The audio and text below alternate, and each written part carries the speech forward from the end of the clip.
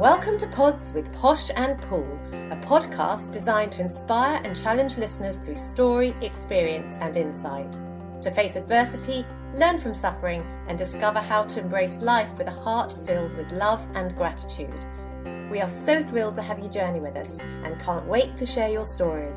Join Sue O'Callaghan and Joanne Webb as we disrupt the theory that everyone has perfect lives. Today's guest was raised in Malawi and is from Indian heritage. She grew up in a home where food brought people together. Her mum would often cook a chicken biryani for 100 guests quite happily. She inherited her mum's passion for entertaining, cooking, baking, and learning new ideas and recipes. After a while, she had a dream and a vision to publish her own cookbook in a competitive market, which is especially hard to conquer when you're not a celebrity. But her dream was so vivid and her passion and determination so high, she did not let the no's and the obstacles stop her achieving her vision. Here to share her story, please welcome Ashia Ismail-Singer. Ashia, absolutely wonderful to have you on board today. You've come to talk to us about your published book and the story behind it, My Indian Kitchen. Welcome on board. Thank you, Sue and Joe. Thanks for having me. There's lots of people who are publishing books at the minute and self-publishing and things like that. Where did the inspiration come from your cookbook? So my Indian Kitchen, the title came a lot later, but I've had a quite a varied background, and I've always wanted to share my family recipes.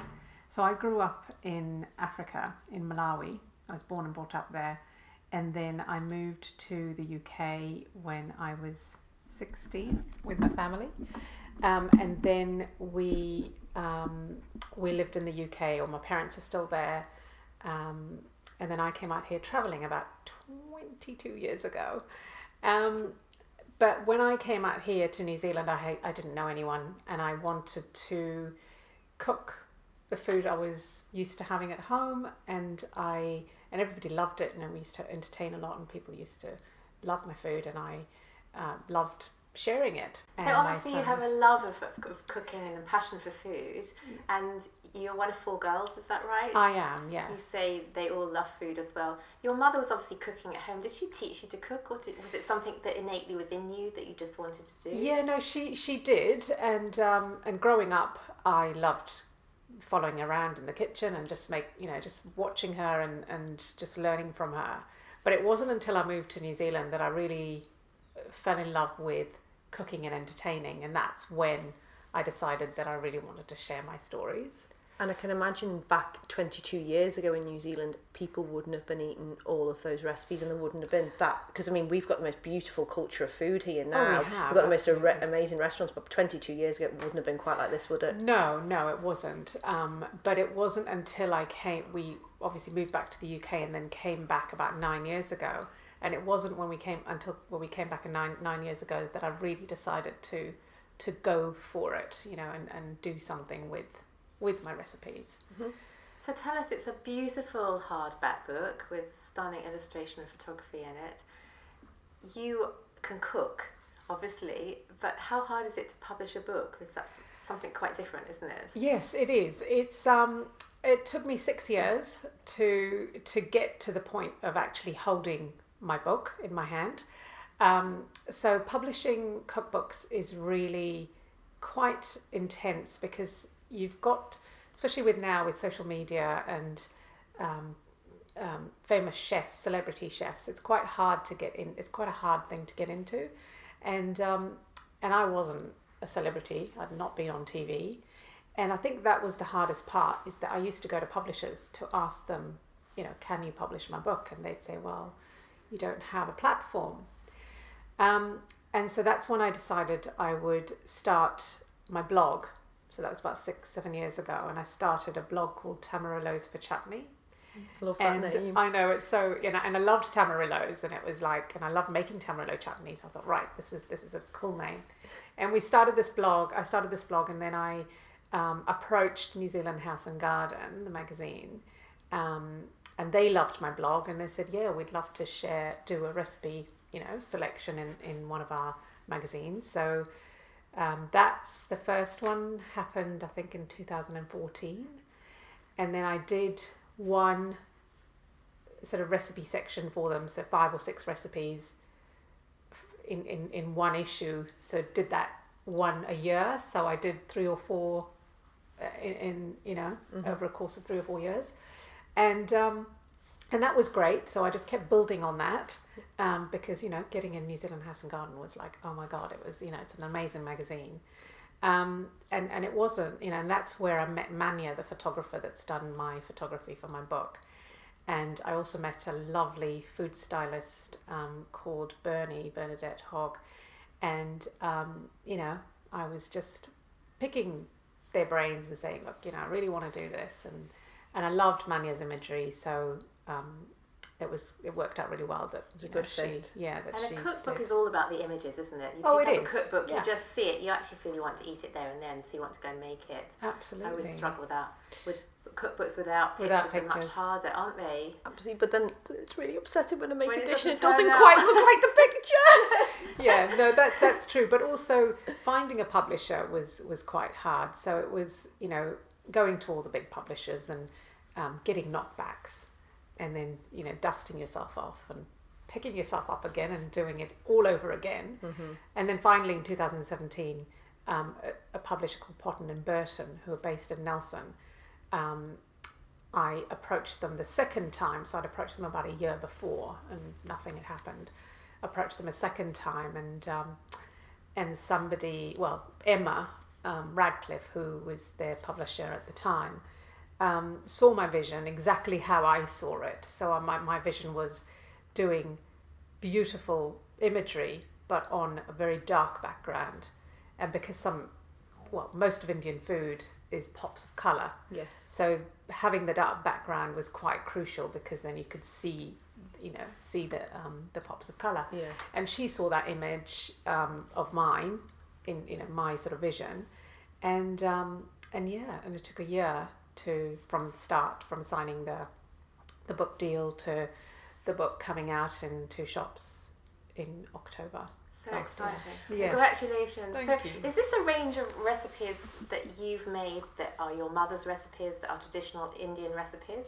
Yes, so the recipes, majority of the recipes are my mum's, but there's a mixture there. So there's some newer things that I've learned. So obviously growing up in Malawi in Africa and then moving to the UK, there's just a wealth of different cultural sort of, and then obviously coming to New Zealand and marrying a Kiwi, there's that whole sort of the different influences mixing, of different cultures. Yeah, that was going to be my next question, actually.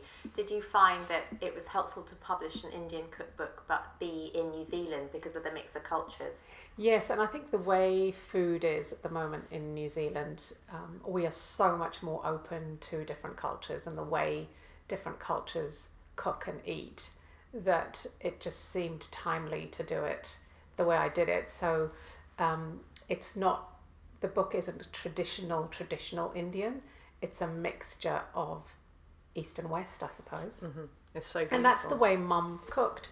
So back, growing up in the 70s back in Malawi, it wasn't, you couldn't just go down the road and go to the bakery and buy a cake or buy biscuits. Mum made everything from scratch. Yeah. And she was kind of way ahead of her time, actually. And she was sort of making fusion food without it even being fusion, Yes. So she was doing, so for us, we'd have a roast at home, with chicken and potatoes, but it would have a spice rub on it, Amazing. Gosh, so that's, gorgeous. yeah, so that's in the book. And, a roast leg of lamb, but that had a spicy, like a spicy rub on it. And then you just cooked it really, really slowly on a low heat.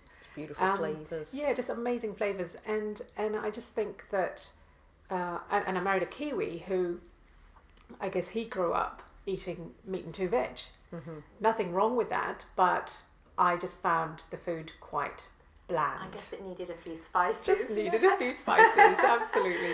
So I think the way things are at the moment in the food world and or in New Zealand definitely is just that we're so open to other cultures and Asian flavors and Mexican flavors and Indian flavors, you know. So it just is, it's amazing.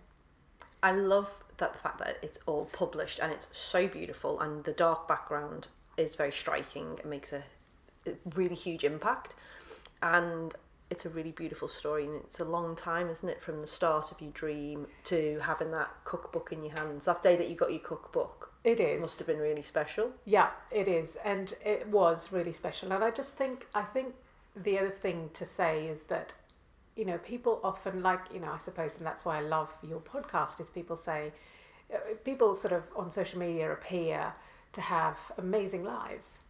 And, this is just, you know, it's all hunky-dory and everything's rosy and it's all great.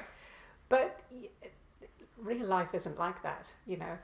People don't know what is behind your story and your final, you know, image. Exactly. Or your final sort of product or whatever. Product, yeah. And it's been hard, you know. For me, I have 2 children. I've got a teenager. I've got 2 teenagers, actually. So I've got a daughter as well, who is 14, and you know, she needs help with her learning. So it's all those things that are really, that as a mother you have to juggle all those things with, you know, working, being a wife, being a mum to 2 amazing teenagers, but then, you know, you've got a teenager that needs extra help, and that will. So you're actually putting on a lot of hats, because in your working life as a nurse, is that right? That's right. So you've got a nursing hat, a mother's hat, a published author's hat, a professional speaker's hat sometimes, I imagine, when you're being interviewed on radio. Yes. And so how do you manage to juggle all that? I think for me, it's more about doing something for me. So having all those hats, and I'm actually one of those people that loves being busy, loves having to do things. So if I didn't have a job, or if I wasn't doing my nursing and I was just sitting around, I'd be bored out of my brains. Like, I'm just one of these people that is always active, always doing things, and I'm best when I'm being creative. So you know, being a mum is hard because you've got little kids that have different attention. And then as they get to teenagers, they need completely different types of attention. And then throw in the mix hormones and, you know, teenage hormones and girls' hormones and boys' hormones, and it's just completely, you know. So for me, just having something for me to do for myself is so important. And that was one of the reasons why I felt that doing the book was a way that I could express myself, to sort of get to, you know, that yes, I'm a mum, I'm a wife, and I'm a homemaker, and I'm a nurse, but I'm also me, you know. So that was really important for me. It's really cool, isn't it? Because as you know, I think a lot of women will resonate with that. We do, you know, we become wives, we become mothers, we give, and there's so many people out there who don't actually stop to think about themselves. No. And it's not just women. I mean, there is men the same. But we don't take that time to actually think what is important to us. And it's nice to have an achievement which is all yours, isn't it? And do something. And you don't even have to go and achieve a cookbook, but just to do something that you really, truly love, to fill up your own cup. Yes, absolutely. And I think that's... And there's always self-doubt, you know. So when I first signed the book deal to do the book, I was working as a nurse, and I was in a work situation where I was being bullied, and it's rife out there, and nurses are the worst, you know. So you're in a all women environment, and you know, and women can be cruel to each other, and we really should be raising each other up and helping each other and supporting each other. And totally. But there are people out there that don't do that for whatever reason. So, you know, it's obviously whatever inadequacies in their own lives, or but for me, that part of my working life was so stressful that I had to deal with that on top of everything else that was going on. And it, you know, it almost for me, I had self-doubt and I was feeling really vulnerable, and I felt, this is not right, and people shouldn't treat you like this, I love that you've mentioned self-doubt, because I think all of us have self-doubt. Wherever we are at, we're all vulnerable. And I think, it's very easy to say, oh, Ashia's published a book, therefore we sort of put you on a pedestal and see you as an author, but actually forget to see that you're a real person as well. Yeah. And I think the message to our listeners is that no matter where you're at, whatever you're trying to do, just push on through, because you also talk about perseverance. Your project took 6 years. Yes. And I imagine in that time, when you've got to, it's not just a written fiction story, it's a beautifully published book with photographs. There's a lot more to do, and especially in a hardback book. It's persevering, it's finding the right people to work with. How do you cope with setbacks? What are the tools and strategies you use? And were there times you felt like giving up and walking away, or did you just know from the beginning you were to push through? I've always been very stubborn as a personality. So out of the 4 girls, I was always the stubborn one that just pushed on and did what I needed to do. But as you get older as well, you realize that it's not all about you, but also that you will have life struggles that you can't always overcome. But for me, I just knew in my heart of hearts that this book is going to get published.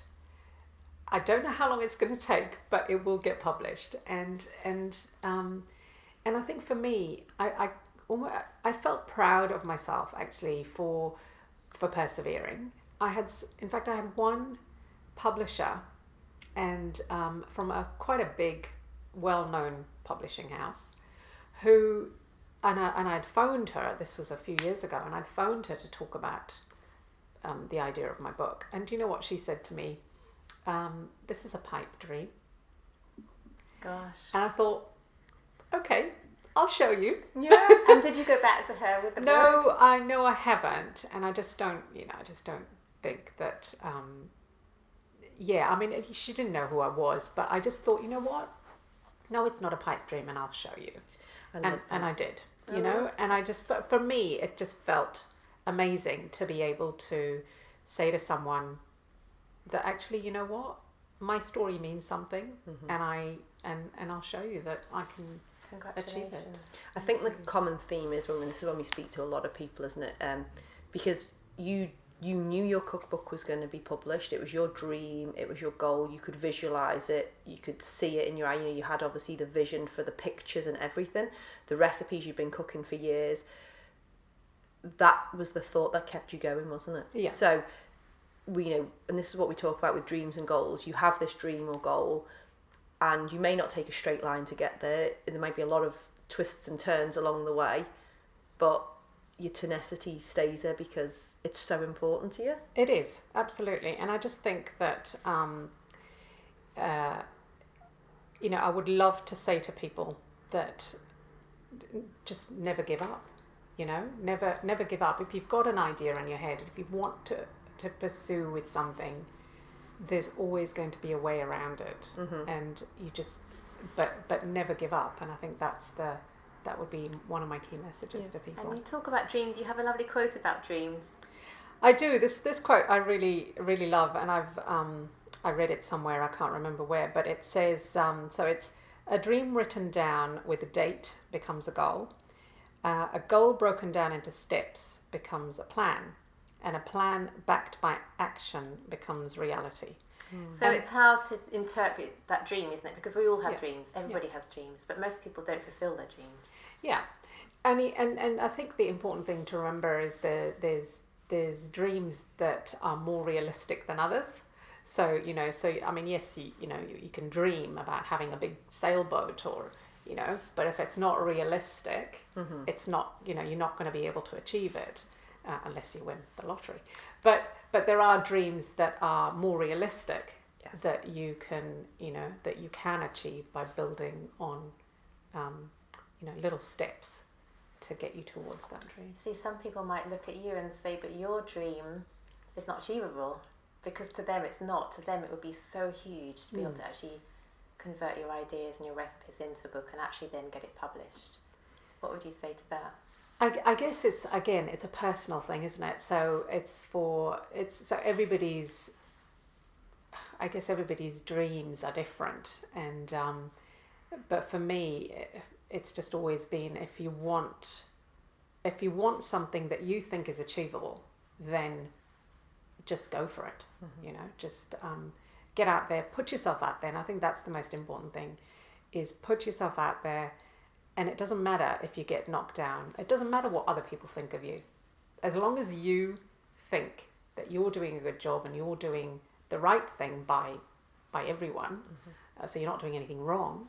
But because there's a lot of people out there that judge, and you know, whether it's on social media or whether it's face to face, and they'll judge you for how you look or what you say or whatever. But I think at the end of the day, you've got to stay true to yourself and do what you think is right. Yeah, because there'll always be people who will pull you up, and there will always be people who want to push you down. It's like, try to surround yourself with the people that want to pull you up. Absolutely. Try to avoid the people that want to pull you down, but inevitably they're always going to be there, like you say, and there's always people judging. So if you can get a good grip of who you are, and stay true. Yeah. And how lovely as well for the family that you've left this book for the family, for the future generations. Yes. Actually, the record of Legacy. The recipes. Yes, absolutely. Yes. I'm more fascinated, I think, because you've lived in Malawi and there's the Indian background, and the UK and New Zealand. It's just, and most people nowadays have the opportunity to travel with such a very small global society, aren't we? People are moving around the whole time. And I think for your children, what an extraordinary legacy, as you say, Jo, to leave behind for them. Yes, and I think also, you know, obviously being born in Africa, but having an Indian heritage, and then moving to the UK, coming here and marrying a Kiwi, so my children are of mixed heritage. And I just didn't want them to forget. And there's a lovely picture in the back of the book where I've got my two children and myself making puris. So they're little fried, they're like chapati, roti, but they're little fried sort of crunchy bread, I suppose. And this is a tradition that we've done, me and my three sisters grew up doing with my mum. So I kind of felt, and the kids love it when we do it together, and it was part of the book, you know.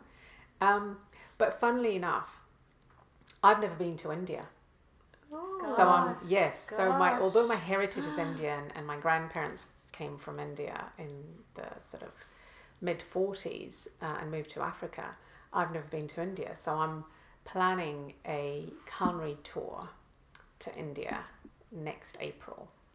So it's like an 11-day tour to different regions of India, because I know different regions have different styles of food, don't they? I've been to Rajasthan, yes, and I thought the food there, and the spices and the colours were amazing. To die for. I mean, I looked at your book and actually it reminded me of Rajasthan. So I was going to say, is it influenced by a certain region or not? So it is. My book is influenced by the Gujarat, because that's where my heritage comes from, and there were Persian settlers in the Gujarat a very long time ago. Don't quote me on dates, but it was a long time ago. And the Persian settlers brought with them things like saffron and rose water and pistachios and things. And that's in my book. So beautiful. So it's that influence. But the trip that I'm doing is going to be, the triangle, the sort of Mumbai and Delhi and Agra. Gorgeous. Yeah, it was amazing, magical trip to do.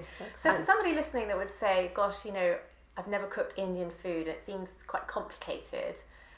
Is there a recipe in the book they'd start with? Would you say it's easy for somebody that's never cooked Indian food before? Yes, absolutely. Look, I my recipe that I would encourage people to cook from first, which is something they're familiar with, even though it's a Western sort of I guess a more recent sort of thing that Westerners tend to like to eat, is butter chicken. And the butter chicken in my cookbook is nothing like the butter chicken you would eat in restaurants, but it is so easy to make. And the other thing I've done is I've got spice tins that I've created since the book was published, and it's a very traditional Indian spice tin called a masala dabba, and it's literally got all the spices that I use for my cooking, or for the recipes in the book, and they're all in there. So people have bought the spice tin and the book together, so that they've got, they're ready to go. So they've got the book and they've got the spice tin, and it's all. Oh, that's a great So idea. we can buy the spice tins from you as well. And do you ship those overseas? No, so the That's just New Zealand. yeah, so on my website, which we'll put up obviously on the thing. So it's Ashia Ismail-Singer.com. You can get the book, and you can get the spice tin, and I ship it anywhere in New Zealand. Okay. Very nice. And is it on Amazon? No, it's not. Unfortunately, no, it's not on Amazon because I published with a small New Zealand publisher. It's not an international publisher. They don't have Amazon connections. So to all you lovely listeners that want to get hold of the book and live outside New Zealand, just contact Jo and I, and we will send it over. Yeah, that's a good idea. Yes. Little business on the sideline. Yes.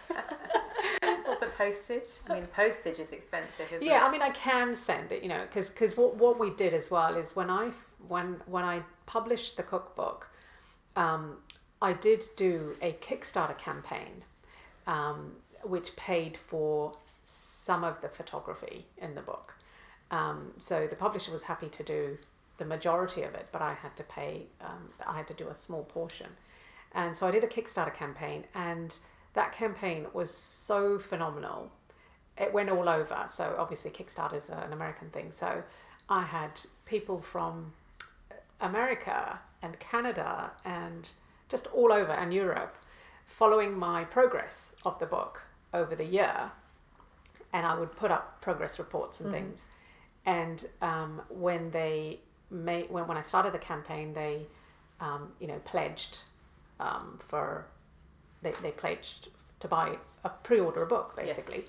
So at the end of it, I'd managed to raise funds to pay for the photography, but at the end they got this amazing cookbook, and I had people from all over, and it was just the most amazing thing. So there's a lot of people overseas that have my book. Oh, and Kickstarter's so wonderful, isn't it? You can also go onto Kickstarter to see new innovation that's coming out. Yes. And actually it's a cheap way of accessing new goods coming out, new books coming out. It is, yeah. I published a book and went onto Kickstarter, and you can raise quite a lot of money. For people that don't know, it's a sort of crowdfunding source, isn't it? Yeah. But it's more sort of international based, so it's it's amazing, and it's wonderful having invested in somebody to get something back at the end to get your book. How many books did you send out at the end? You must have sent quite a lot. Yeah, so with Kickstarter it was about 190.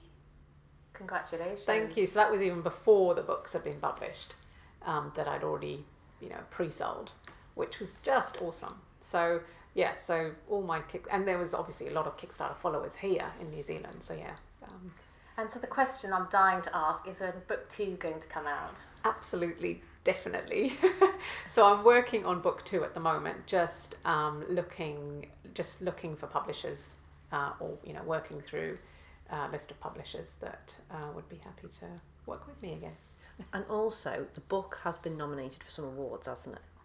Yes. So My Indian Kitchen was nominated for 2 quite big awards in New Zealand. So the PANS Book Awards, which is the Publishers Association of New Zealand, and it was one of 3 finalists for Best Design. So that was the designer that designed the book, and so I was one of the finalists, and I was also a finalist for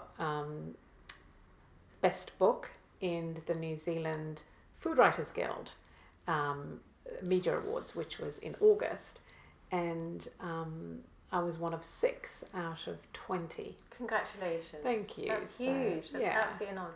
And actually, it's a recognition of the work you've put into it, isn't it? It's an honouring of you and what you've produced. Yeah, it's been amazing, and I've been humbled because I was up against people like Chelsea Winter and Annabelle Langbein, so it was just amazing to be big celebrity chefs. Yeah, to be in that sort of category. So Ashia, what can we leave our listeners with? So some of the main things that I think the listeners can take away from my story is never give up on your dreams. Surround yourself with people that will support you no matter what, and have a vision for the end result that you want to achieve. And I think that's so important, because if you don't have a end vision, then you can't really get to your goal. Yeah. So if you have a vision of the end result, that's something, for me, it's always been something that I can work towards. Yeah. So even for my second book, I've already got a vision of what it's going to look like. And I've got that vision in my head, and I'll just keep working towards that. Yeah, I love that. I'm a firm believer in like the law of attraction and manifestation, and that's what I do on a daily basis. Sounds like you do as well. So if you just visualise what it is you're working towards, and of course we don't know how we're going to get there, but with tenacity and some hard work, and some faith, absolutely, and action, we get there. Look at us. Ashia, thank you so much for coming on board today, taking the time to visit us and show us your beautiful cookbook, and we highly recommend it to all our listeners. Thank you so much. And so just quickly, what's your Facebook page and what's your Instagram page called? Okay, so my Instagram is called My Indian Kitchen by Ashia, and my website is ashiaismailsinger.com, and all the information about the book and the spice tins and the trip are all on there. But yeah, thank you for having me. It's been so lovely. Thanks so much for being with us today. For us to inspire others to live their magnificently imperfect life, please subscribe and leave us a 5-star review on iTunes or on your podcast app. You can also follow us on Instagram and Facebook at Pods with Posh and Pool. We can't wait for you to join us on our next episode. Love, light and peace.